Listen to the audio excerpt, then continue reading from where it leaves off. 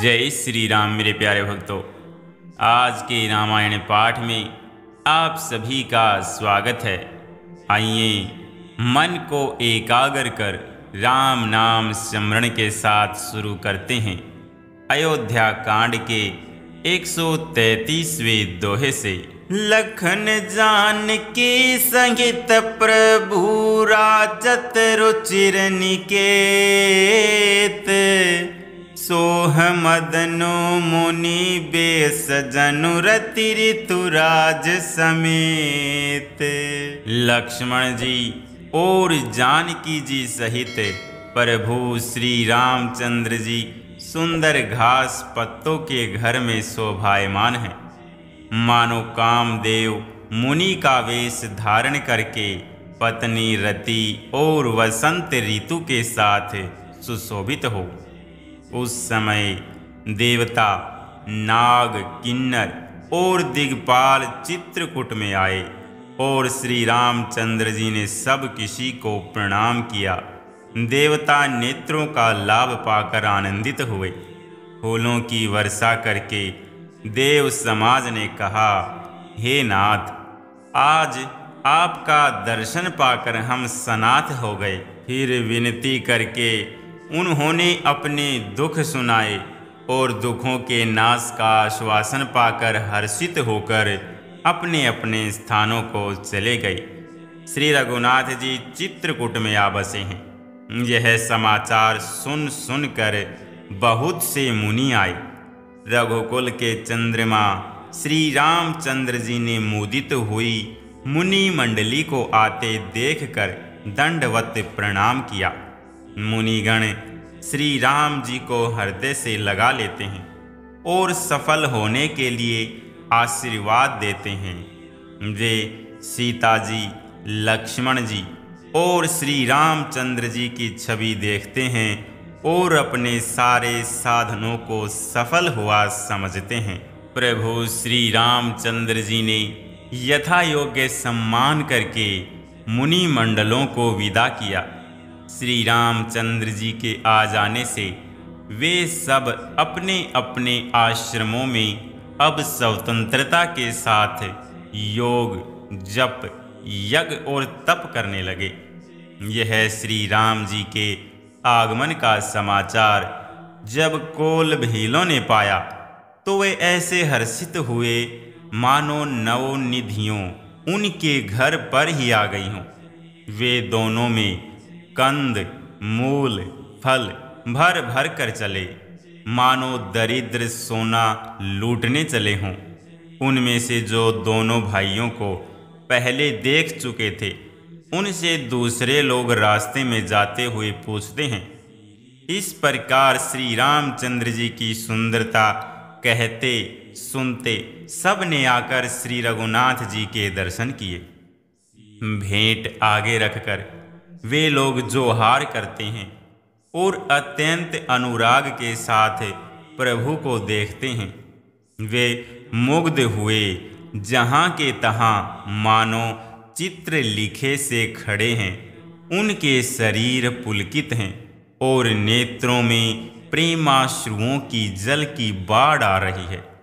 श्री राम जी ने उन सब को प्रेम में मग्न जाना और प्रिय वचन कहकर सबका सम्मान किया। वे बार बार प्रभु श्री रामचंद्र जी को जोहार करते हुए हाथ जोड़कर विनीत वचन कहते हैं। अब हम नाथ सनाथ सब भय देखिए प्रभु पाए, भाग हमारे आगमनु राउर कौशल राय। हे नाथ, प्रभु आपके चरणों का दर्शन पाकर अब हम सब सनाथ हो गए। हे कौशलराज, हमारे ही भाग्य से आपका यहाँ शुभ आगमन हुआ है। हे नाथ, जहाँ जहाँ आपने अपने चरण रखे हैं वे पृथ्वी, वन, मार्ग और पहाड़ धन्य हैं। वे वन में विचरने वाले पक्षी और पशु धन्य हैं। जो आपको देखकर सफल जन्म हो गए। हम सब भी अपने परिवार सहित धन्य हैं, जिन्होंने नेत्र भरकर आपका दर्शन किया। आपने बड़ी अच्छी जगह विचार कर निवास किया है। यहाँ सभी ऋतुओं में आप सुखी रहिएगा। हम लोग सब प्रकार से हाथी, सिंह, सर्प और बाघों से बचाकर आपकी सेवा करेंगे। हे प्रभु, यहाँ के बीहड़ वन, पहाड़, गुफाएं और दर्रे सब पग पग हमारे देखे हुए हैं। हम वहाँ उन स्थानों में आपको शिकार खिलावेंगे और तालाब, झरने आदि जलाशयों को दिखावेंगे। हम कुटुंब समेत आपके सेवक हैं। हे नाथ, इसलिए हमें आज्ञा देने में संकोच न कीजिएगा। वेद बचन मुनि मने अगम, ते प्रभु करुणा एन। बचन किरातन के सुनत, जिमि पितु बालक बैन। जो वेदों के वचन और मुनियों के मन को भी अगम है, वे करुणा के धाम प्रभु श्री रामचंद्र जी भीलों के वचन इस तरह सुन रहे हैं, जैसे पिता बालकों के वचन सुनता है। श्री रामचंद्र जी को केवल प्रेम प्यारा है। जो जानने वाला हो, जानना चाहता हो, वह जान ले। तब श्री रामचंद्र जी ने प्रेम से परिपुष्ट हुए प्रेम पूर्ण कोमल वचन कहकर उन सब वन में विचरण करने वाले लोगों को संतुष्ट किया। फिर उनको विदा किया। वे सिर नवाकर चले और प्रभु के गुण कहते सुनते घर आए। इस प्रकार देवता और मुनियों को सुख देने वाले दोनों भाई सीता जी समेत वन में निवास करने लगे। जब से श्री रघुनाथ जी वन में आकर रहे, तब से वन मंगलदायक हो गया। अनेकों प्रकार के वृक्ष फूलते और फलते हैं और उन पर लिपटी हुई सुंदर बेलों के मंडप तने हैं। वे कल्प वृक्ष के समान स्वाभाविक ही सुंदर हैं, मानो वे देवताओं के वन नंदन वन को छोड़कर आए हों। भंवरों की पंक्तियां बहुत ही सुंदर गुंजार करती हैं और सुख देने वाली शीतल मंद सुगंधित हवा चलती रहती है। नीलकंठ, कोयल, तोते, पपीहे, चकवे और चकोर आदि पक्षी कानों को सुख देने वाली और चित्त को चुराने वाली तरह तरह की बोलियां बोलते हैं। हाथी, सिंह, बंदर, सुअर और हिरन ये सब वैर छोड़कर साथ साथ विचरते हैं। शिकार के लिए फिरते हुए श्री रामचंद्र जी की छवि को देखकर पशुओं के समूह विशेष आनंदित होते हैं। जगत में जहाँ तक जितने देवताओं के वन हैं, सब श्री राम जी के वन को देखकर सिहाते हैं। गंगा, सरस्वती, सूर्य कुमारी, यमुना, नर्मदा, गोदावरी आदि धन्य पुण्यमयी नदियाँ, सारे तालाब, समुद्र, नदी और अनेकों नद सब मंदाकिनी की बड़ाई करते हैं। उंध्याचल, अस्ताचल, कैलाश, मंद्राचल और सुमेरु आदि सब जो देवताओं के रहने के स्थान हैं, और हिमालय आदि जितने पर्वत हैं, सभी चित्रकूट का यश गाते हैं।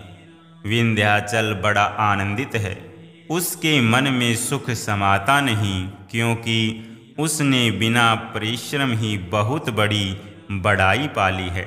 चित्रकूट के बिहग मृग, बेली बिटप तृण जाति, पुण्य पुंज सब धन्य यस, कहीं देव दिन राति। चित्रकूट के पक्षी, पशु बेल वृक्ष, तृण, अंकुर आदि की सभी जातियां पुण्य की राशि हैं और धन्य हैं। देवता दिन रात ऐसा कहते हैं। आँखों वाले जीव श्री रामचंद्र जी को देखकर जन्म का फल पाकर शोक रहित हो जाते हैं और अचर पर्वत, वृक्ष, भूमि, नदी आदि भगवान की चरण रज का स्पर्श पाकर सुखी होते हैं। यों सभी परम पद मोक्ष के अधिकारी हो गए। वह वन और पर्वत स्वाभाविक ही सुंदर है, मंगलमय और अत्यंत पवित्रों को भी पवित्र करने वाला है। उसकी महिमा किस प्रकार कही जाए। जहाँ सुख के समुद्र श्री राम जी ने निवास किया है, क्षीर सागर को त्याग कर और अयोध्या को छोड़कर, जहाँ सीता जी, लक्ष्मण जी और श्री राम जी आकर रहे, उस वन की जैसी परम शोभा है, उसको हजार मुख वाले जो लाख शेष जी हों तो भी वे भी नहीं कह सकते। उसे भला मैं किस प्रकार से वर्णन करके कह सकता हूँ। कहीं पोखरे का क्षुद्र कछुआ भी मंद्रांचल उठा सकता है। लक्ष्मण जी मन, वचन और कर्म से श्री रामचंद्र जी की सेवा करते हैं। उनके शील और स्नेह का वर्णन नहीं किया जा सकता। क्षण क्षण पर श्री सीताराम जी के चरणों को देखकर और अपने ऊपर उनका स्नेह जानकर लक्ष्मण जी शौपन में भी भाइयों, माता पिता और घर की याद नहीं करते। श्री रामचंद्र जी के साथ सीता जी अयोध्यापुरी कुटुंब के लोग और घर की याद भूलकर बहुत ही सुखी रहती है। क्षण क्षण पर पति श्री रामचंद्र जी के चंद्रमा के समान मुख को देखकर वे वैसे ही परम प्रसन्न रहती है जैसे चकोर कुमारी चकोरी चंद्रमा को देखकर। स्वामी का प्रेम अपने प्रति नित्य बढ़ता हुआ देखकर सीता जी ऐसी हर्षित रहती है जैसे दिन में चकवी। सीता जी का मन श्री रामचंद्र जी के चरणों में अनुरक्त है, इससे उनको वन हजारों अवध के समान प्रिय लगता है। प्रियतम श्री रामचंद्र जी के साथ पर्णकुटी प्यारी लगती है। मृग और पक्षी प्यारे कुटुंबियों के समान लगते हैं। मुनियों की स्त्रियां सांस के समान, श्रेष्ठ मुनि ससुर के समान और कंद मूल फलों का आहार उनको अमृत के समान लगता है। स्वामी के साथ सुंदर साथरी, कुश और पत्तों की सेज सैकड़ों कामदेव की सेजों के समान सुख देने वाली है। जिनके कृपा पूर्वक देखने मात्र से जीव लोकपाल हो जाते हैं, उनको कहीं भोग विलास मोहित कर सकते हैं। जिन श्री रामचंद्र जी का स्मरण करने से ही भक्तजन तमाम भोग विलास को तिनके के समान त्याग देते हैं, उन श्री रामचंद्र जी की प्रिय पत्नी और जगत की माता सीता जी के लिए यह भोग विलास का त्याग कुछ भी आश्चर्य नहीं है। सीता जी और लक्ष्मण जी को जिस प्रकार सुख मिले, श्री रघुनाथ जी वही करते और वही कहते हैं।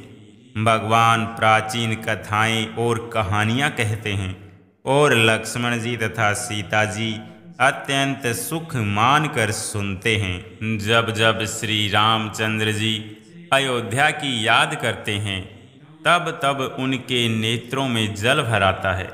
माता पिता, कुटुंबियों और भाइयों तथा भरत के प्रेम, शील और सेवा भाव को याद करके कृपा के समुद्र श्री रामचंद्र जी दुखी हो जाते हैं, किंतु फिर कुछ समय समझकर धीरज धारण कर लेते हैं। श्री रामचंद्र जी को सुखी देखकर सीता जी और लक्ष्मण जी भी व्याकुल हो जाते हैं। जैसे किसी मनुष्य की परछाई उस मनुष्य के समान ही चेष्टा करती है। तब धीर कृपालु और भक्तों के हृदय को शीतल करने के लिए चंदन रूप रघुकुल को आनंदित करने वाले श्री रामचंद्र जी प्यारी पत्नी और भाई लक्ष्मण की दशा देखकर कुछ पवित्र कथाएं कहने लगते हैं, जिन्हें सुनकर लक्ष्मण जी और सीता जी सुख प्राप्त करते हैं। लक्ष्मण जी और सीता जी सहित श्री रामचंद्र जी पर्णकुटी में ऐसे सुशोभित हैं जैसे अमरावती में इंद्र अपनी पत्नी सची और पुत्र जयंत सहित बसता है। प्रभु श्री रामचंद्र जी सीता जी और लक्ष्मण जी की कैसी संभाल रखते हैं, जैसे पलके नेत्रों के गोलकों की। इधर लक्ष्मण जी श्री सीता जी और श्री रामचंद्र जी की अथवा लक्ष्मण जी और सीता जी श्री रामचंद्र जी की ऐसी सेवा करते हैं जैसे अज्ञानी मनुष्य शरीर की करते हैं। पक्षी, पशु, देवता और तपस्वियों के हितकारी प्रभु इस प्रकार सुखपूर्वक वन में निवास कर रहे हैं। तुलसीदास जी कहते हैं, मैंने श्री रामचंद्र जी का सुंदर वन गमन कहा। अब जिस तरह सुमंत अयोध्या में आए वह कथा सुनो। प्रभु श्री रामचंद्र जी को पहुंचाकर जब निषाद राज लौटा, तब आकर उसने रथ को मंत्री सुमंत सहित देखा। मंत्री को व्याकुल देखकर निषाद को जैसा दुख हुआ वह कहा नहीं जाता। निषाद को अकेले आया देखकर सुमंत हाय राम, हाय राम, हाय सीते, हाय लक्ष्मण पुकारते हुए बहुत व्याकुल होकर धरती पर गिर पड़े। रथ के घोड़े दक्षिण दिशा की ओर जिधर श्री रामचंद्र जी गए थे देख देख कर हिनहिनाते हैं, मानो बिना पंख के पक्षी व्याकुल हो रहे हों। नहीं तृण चरहि न पीअहि, जलु मोचहि लोचन बारी। व्याकुल भये निषाद सब, रघुबर बाजी निहारी। वे न तो घास चरते हैं न पानी पीते हैं, केवल आँखों से जल बहा रहे हैं। श्री रामचंद्र जी के घोड़ों को इस दशा में देखकर सब निषाद व्याकुल हो गए।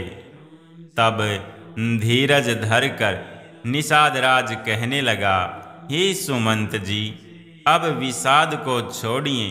आप पंडित और परमार्थ के जानने वाले हैं। विधाता को प्रतिकूल जानकर धैर्य धारण कीजिए।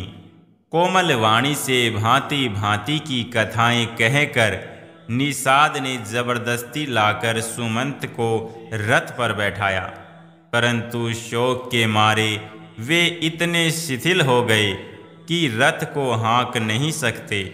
उनके हृदय में श्री रामचंद्र जी के विरह की बड़ी तीव्र वेदना है। घोड़े तड़फड़ाते हैं और ठीक रास्ते पर नहीं चलते, मानो जंगली पशु लाकर रथ में जोत दिए गए हों। वे श्री रामचंद्र जी के वियोगी घोड़े कभी ठोकर खाकर गिर पड़ते हैं, कभी घूमकर पीछे की ओर देखने लगते हैं। वे तीक्ष्ण दुख से व्याकुल हैं। जो कोई राम, लक्ष्मण या जानकी का नाम ले लेता है, घोड़े हींक हींक कर उसकी ओर प्यार से देखने लगते हैं। घोड़ों की विरह दशा कैसे कही जा सकती है। वे ऐसे व्याकुल हैं जैसे मणि के बिना सांप व्याकुल होता है। मंत्री और घोड़ों की यह दशा देखकर निषाद राज विषाद के वश हो गया। तब उसने अपने 4 उत्तम सेवक बुलाकर सारथी के साथ कर दिए। निषाद राज गुह सारथी सुमंत जी को पहुंचाकर विदा करके लौटा। उसके विरह और दुख का वर्णन नहीं किया जा सकता। वे चारों रथ लेकर अवध को चले। सुमंत और घोड़ों को देख देख कर वे भी क्षण क्षण भर विषाद में डूबे जाते हैं। व्याकुल और दुख से दीन हुए सुमंत जी सोचते हैं कि श्री रघुवीर के बिना जाने को धिक्कार है। आखिर यह अधम शरीर रहेगा तो है ही नहीं। अभी श्री रामचंद्र जी के बिछुड़ते ही छूटकर इसने यश क्यों नहीं ले गया। ये प्राण अपयश और पाप के भांडे हो गए। अब ये किस प्रकार कूच नहीं करते, निकलते नहीं। हाय नीच मन, मौका चूक गया। अब भी तो हृदय के दो टुकड़े नहीं हो जाते। सुमंत हाथ मल मल कर और सिर पीट पीट कर पछताते हैं, मानो कोई कंजूस धन का खजाना खो बैठा हो। वे इस प्रकार चले मानो कोई बड़ा योद्धा वीर का बाना पहनकर और उत्तम शूरवीर कहलाकर युद्ध से भाग चला हो। जैसे कोई विवेकशील, वेद का ज्ञाता, साधु सम्मत आचरण वालों का और उत्तम जाति का ब्राह्मण धोखे से मदिरा पी ले और पीछे पछतावे, उसी प्रकार मंत्री सुमंत सोच कर रहे हैं, पछता रहे हैं। जैसे किसी उत्तम कुल वाली, साधु स्वभाव की, समझदार और मन वचन कर्म से पति को ही देवता मानने वाली पतिव्रता स्त्री को भाग्यवश पति को छोड़कर पति से अलग रहना पड़े। उस समय उसके हृदय में जैसे भयानक संताप होता है, वैसे ही मंत्री के हृदय में हो रहा है। नेत्रों में जल भर रहा है, दृष्टि मंद हो गई है, कानों से सुनाई नहीं पड़ता। व्याकुल हुई बुद्धि बेठिकाने हो रही है, ओठ सूख रहे हैं, मुंह में लाठी लग गई है। ये सब मृत्यु के लक्षण हो जाने पर भी प्राण नहीं निकलते, क्योंकि हृदय में अवधि रूपी किवाड़ लगे हैं। अर्थात 14 वर्ष बीत जाने पर भगवान फिर मिलेंगे, यही आशा रुकावट डाल रही है। सुमंत जी के मुख का रंग बदल गया है, जो देखा नहीं जाता। ऐसा मालूम होता है मानो इन्होंने माता पिता को मार डाला हो। उनके मन में राम वियोग रूपी हानि की महान ग्लानि पीड़ा हो रही है। जैसे कोई पापी मनुष्य नरक को जाता हुआ रास्ते में सोच कर रहा हो, मुंह से वचन नहीं निकलते, हृदय में पछताते हैं कि मैं अयोध्या में जाकर क्या देखूंगा। श्री रामचंद्र जी से शून्य रथ को भी जो देखेगा वही मुझे देखने में संकोच करेगा, अर्थात मेरा मुंह नहीं देखना चाहेगा। नगर के सब व्याकुल स्त्री पुरुष सब दौड़कर मुझसे पूछेंगे, तब मैं हृदय पर वज्र रख कर सबको क्या उत्तर दूंगा।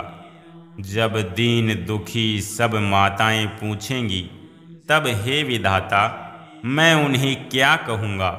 जब लक्ष्मण जी की माता मुझसे पूछेगी, तब मैं उन्हें कौन सा सुखदायी संदेशा कहूँगा। श्री राम जी की माता जब इस प्रकार दौड़ी आवेगी, जैसे नई ब्याही हुई गौ बछड़े को याद करके दौड़ी आती है, तब उनके पूछने पर मैं उन्हें यह उत्तर दूंगा कि श्री राम लक्ष्मण सीता वन को चले गए। जो भी पूछेगा उसे यही उत्तर देना पड़ेगा। हाय अयोध्या जाकर अब मुझे यही सुख लेना है। जब दुख से दीन महाराज, जिनका जीवन श्री रघुनाथ जी के दर्शन के ही अधीन है, मुझसे पूछेंगे, तब मैं कौन सा मुँह लेकर उन्हें उत्तर दूंगा कि मैं राजकुमारों को कुशल पूर्वक पहुँचा आया हूँ। लक्ष्मण, सीता और श्री राम का समाचार सुनते ही महाराज तिनके की तरह शरीर को त्याग देंगे। प्रियतम श्री राम जी रूपी जल के बिछुड़ते ही मेरा हृदय कीचड़ की तरह फट नहीं गया। इससे मैं जानता हूँ कि मैं विधाता ने मुझे यह यातना शरीर ही दिया है, जो पापी जीवों को नरक भोगने के लिए मिलता है। सुमंत इस प्रकार मार्ग में पछतावा कर रहे हैं। इतने में ही रथ तुरंत तमसा नदी के तट पर आ पहुंचा। मंत्री ने विनय करके चारों निषादों को विदा किया। वे विषाद से व्याकुल होते हुए सुमंत के पैरों पड़कर लौटे। नगर में प्रवेश करते मंत्री ग्लानि के कारण ऐसे सकुचाते हैं मानो गुरु ब्राह्मण या गौ को मार कर आए हों। सारा दिन एक पेड़ के नीचे बैठकर बिताया। जब संध्या हुई तब मौका मिला। अंधेरा होने पर उन्होंने अयोध्या में प्रवेश किया और रथ को दरवाजे पर खड़ा करके वे चुपके से महल में घुसे। जिन जिन लोगों ने यह समाचार सुन पाया वे सभी रथ देखने को राजद्वार पर आए। रथ को पहचान कर और घोड़ों को व्याकुल देखकर उनके शरीर ऐसे गले जा रहे हैं, क्षीण हो रहे हैं, जैसे घाम में ओले। नगर के स्त्री पुरुष कैसे व्याकुल हैं, जैसे जल के घटने पर मछलियाँ व्याकुल होती हैं। मंत्री का अकेले ही आना सुनकर सारा रनिवास व्याकुल हो गया। राजमहल उनको ऐसा भयानक लगा मानो प्रेतों का निवास स्थान यानी शमशान हो। अत्यंत आर्त होकर सब रानियां पूछती हैं, पर सुमंत को कुछ उत्तर नहीं आता। उनकी वाणी विकल हो गई, रुक गई। नए कानों से सुनाई पड़ता है और नए आँखों से कुछ सूझता है। वे जो भी सामने आता है उससे पूछते हैं, कहो राजा कहाँ है। दासियाँ मंत्री को व्याकुल देखकर उन्हें कौशल्या जी के महल में लिवा गई।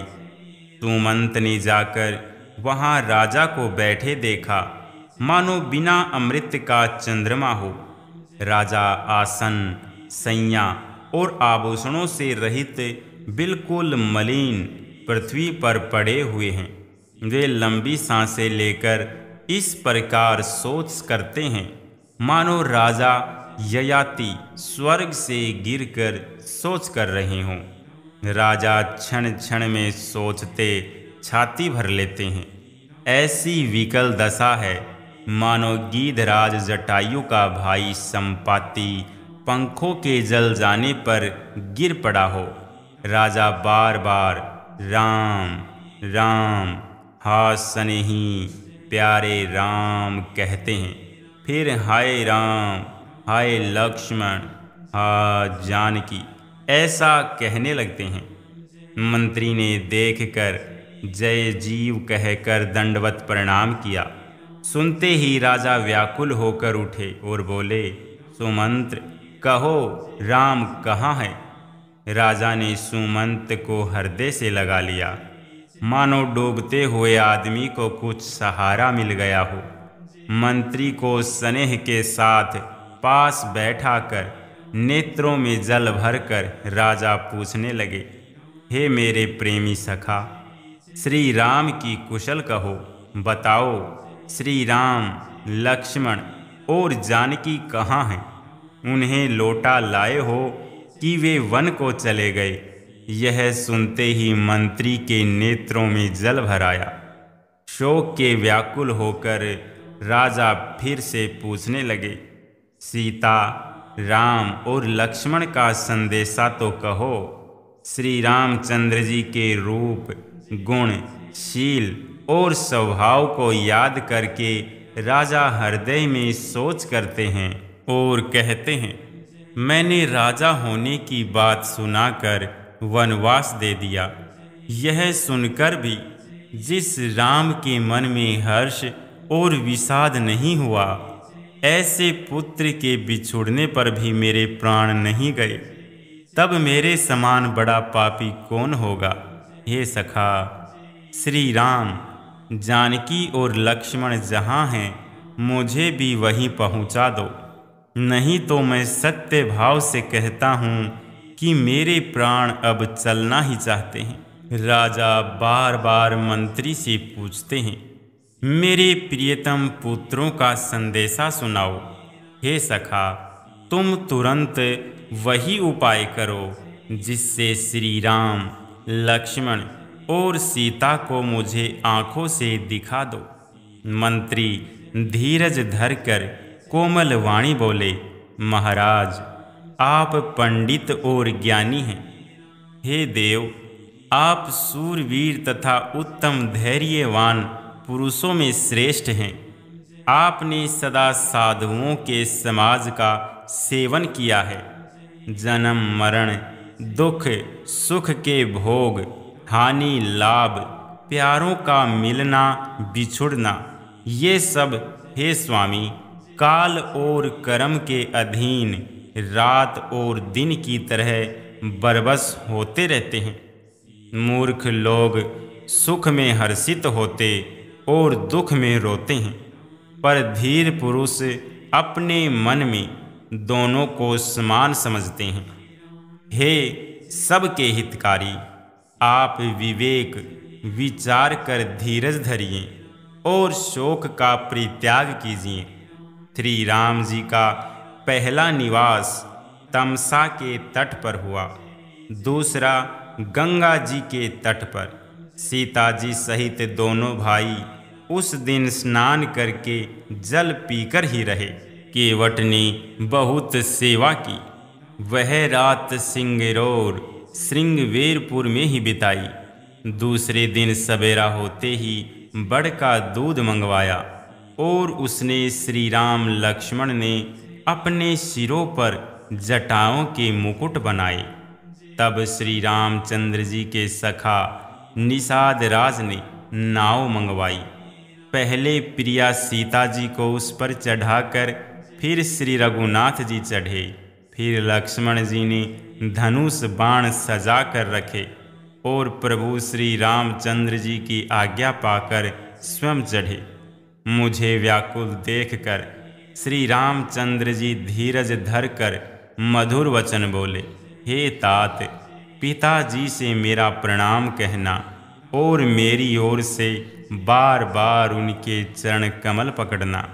फिर पांव पकड़कर विनती करना कि हे पिताजी, आप मेरी चिंता न कीजिए। आपकी कृपा, अनुग्रह और पुण्य से वन में और मार्ग में हमारा कुशल मंगल होगा। तुम हरे अनुग्रह तात कानन जात सब सुख पाई हो। प्रतिपाली आयसु कुशल देखन पाय पुनि फिरी आई हो। जननी सकल परितोषी परि परिपाय करि विनती घनी। तुलसी करे हूँ सोई जतनु जेहि कुशली रहहि कौशल धनी। हे पिताजी, आपके अनुग्रह से मैं वन जाते हुए सब प्रकार का सुख पाऊंगा। आज्ञा का भली भांति पालन करके चरणों का दर्शन करने कुशल पूर्वक फिर लौट आऊँगा। सब माताओं के पैरों पड़ पड़कर उनका समाधान करके और उनसे बहुत विनती करके तुलसीदास कहते हैं, तुम वही प्रयत्न करना जिसमें कौशलपति पिताजी कुशल रहें। जय श्री राम। मेरे प्यारे भक्तों, आज के रामायण पाठ को हम यहीं पर विश्राम करते हैं। श्री राम आपके जीवन में सुख शांति भरे। पाठ अच्छा लगे तो लाइक, शेयर और श्री राम गीता वाणी को सब्सक्राइब करें। जय